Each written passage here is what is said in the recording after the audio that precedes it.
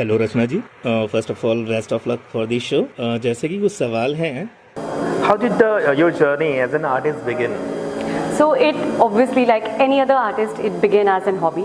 But then when I started getting appreciation from a lot of people, I thought मैं अपनी ideas, अपनी story, अपने जो भी मैं जानती हूँ अपने बारे में as an artist मैं लोगों को दिखाऊँ।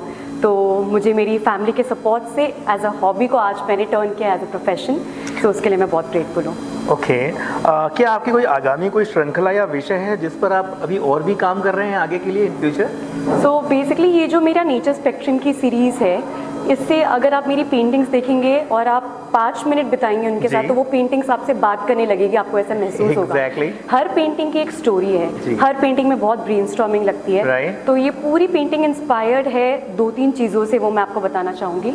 एक है self love, transformation, freedom, because अगर आप देखेंगे हर मेरी पेंटिंग में फ्लूइड आर्ट होता है जो मेरे लिए फ्रीडम डिपिक्ट करता है, क्योंकि आज की सोसाइटी में हर औरत, हर आदमी, हर ह्यूमन बीइंग, चाहे वो बर्ड हो, चाहे एनिमल हो, चाहे कोई भी हो, कुछ टाइप के रिस्ट्रिक्शंस फोर्स महसूस करते हैं अपनी लाइफ में। तो मेरी पेंटिंग से, बिकॉज वो फ्लूइड आर्ट फ्रीडम मेरे लिए रिप्रेजेंट करता है, तो मैं एक पार्ट उनके लिए लिबरेट करना चाहती हूँ एज अ पेंटिंग उनके लिए। Okay, have any particular artist और art movement influence your work? So there are a lot of artists that I have inspired me.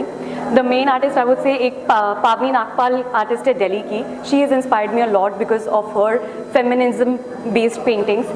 Also there is a artist called Bahar Art. She is also from Delhi. Okay. तो उन्होंने भी मुझे बहुत inspiration दी है. तो ये 2 artist को मैं बहुत अच्छे तरीके से फॉलो करती हूँ. ओके, क्या आप अंतर्राष्ट्रीय स्तर पर भी अपने कार्य को प्रस्तुत करना चाहेंगे? I think of course definitely, I think मेरा next show Dubai art show में होने वाला है, which is coming in March next year 2026 में, एंड देन नेक्स्ट शो मैं लंदन और न्यूयॉर्क में करना चाहती हूँ। Oh very nice.